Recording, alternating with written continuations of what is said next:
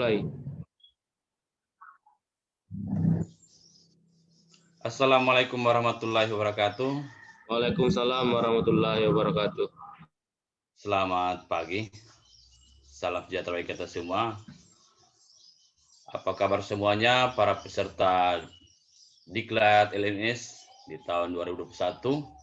Baik, Pak. Yang insya Allah masih konsisten dengan kegiatan ini sampai di akhir ini. Sebelumnya saya perkenalkan nama saya Sukri Makuta, SPD. Saya berasal dari Luk Banggai, yang insya Allah bisa konsisten dengan teman-teman semua. Sebelum saya untuk perkenalan di sini, insya Allah kita lanjutkan selesai pemaparan materi ini agar kita terjalin komunikasi yang bagus. Baik Bapak Ibu yang sekalian yang saya hormati, materi kita yaitu mengenai pembelajaran orang dewasa atau pembelajaran andragogik. Saya akan buka slide-nya.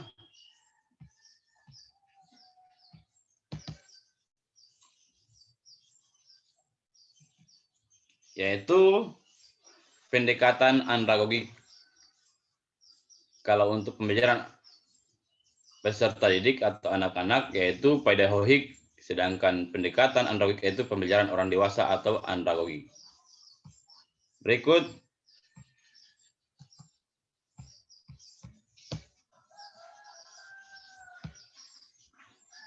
tujuan.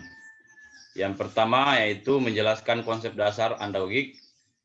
Yang kedua membedakan konsep andragogik dan pedagogik. Menguraikan sumber motivasi belajar orang dewasa. Yang keempat, mengidentifikasi jenis-jenis gaya belajar. Yang kelima, mengidentifikasi karakteristik orang dewasa. Yang keenam, menerapkan jenis keterampilan pendidikan orang dewasa. Skenario kegiatan.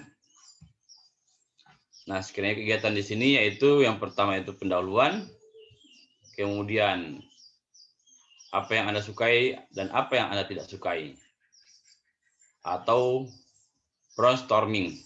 Kemudian kegiatan diskusi, refleksi, kemudian presentasi, membuat mading, dan terakhir penutup.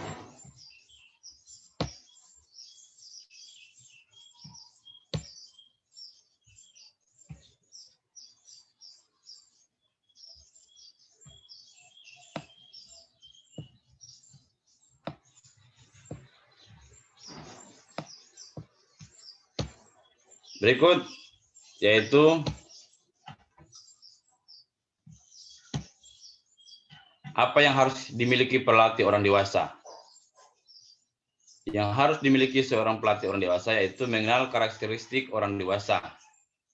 Kemudian memiliki keterampilan yang diperlukan dalam melatih orang dewasa. Jadi ada dua yang perlu dimiliki seorang pelatih orang dewasa. Berikut, orang dewasa berbeda dengan siswa dalam proses pembelajaran. Jadi di sini ada dua yang membedakan, yaitu antara siswa dan orang dewasa dalam proses pembelajaran. Untuk siswa, belajar merupakan tugas utama. Yang kedua, tidak mudah lupa, gesit, belum banyak pengalaman, belajar karena otoritas orang tua, belajar karena ingin tahu. Sedangkan orang dewasa belajar sambilan, ya, mudah lupa, gerakan lamban, banyak pengalaman, belajar tanggung jawab sendiri untuk keperluan praktis. Berikut sumber motivasi, rasa percaya diri, relevansi, menarik minat, kepuasan. Dalam konsep untuk apa saya belajar? Konsekuensi pada pelatihan. Pelatihan harus memiliki adanya proses berbagai dan menganalisis pengalaman melalui dialog bersama peserta. orang dewasa dapat ikut menentukan apa yang harus dilakukan, terasa seperti memiliki mereka.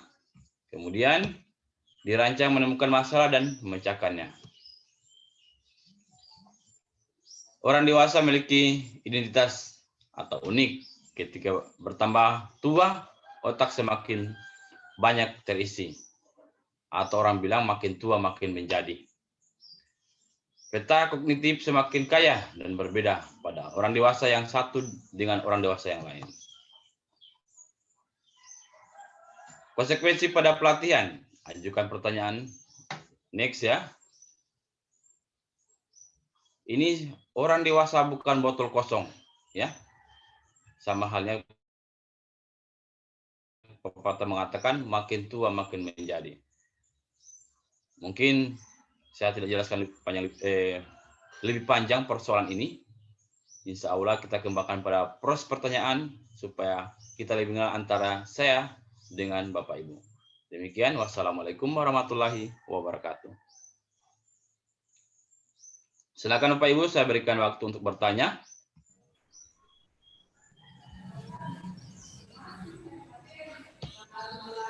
Ya, terima kasih atas kesempatan yang diberikan kepada saya. Saya akan bertanya di sini, apa yang harus dimiliki pelatih orang dewasa? Itu saja, Pak. Terima kasih, Ibu Lili. Jadi di slide ini sudah jelas bahwa yang mana apa yang harus dimiliki pelatih orang dewasa.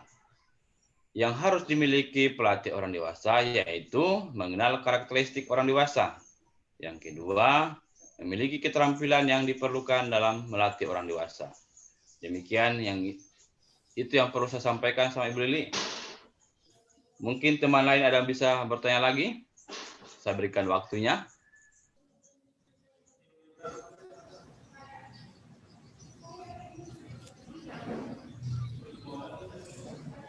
Pak Resnik.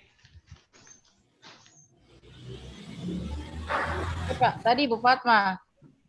Oh, Ibu Fatma, mohon maaf ya, saya ralat. Ya, Yes, Ibu Fatma, saya ralat. Orang saya, Pak.